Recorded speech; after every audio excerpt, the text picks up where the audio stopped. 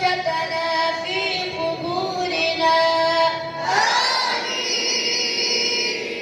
اللهم ارحمنا بالقرآن العظيم.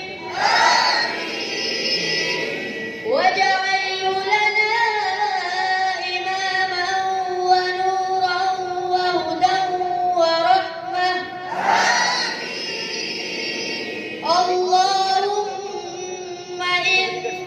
اللهم ذكرنا منه ما نسينا، وعلمنا منه ما جهلنا، وارزقنا تلاوته آناء الليل وآناء النهار. واجعله لنا حجة يا رب العالمين.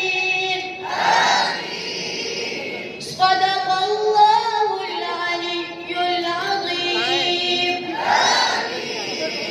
وصدق رسوله النبي الكريم. ونحن على ذلك من الشاهدين. ربنا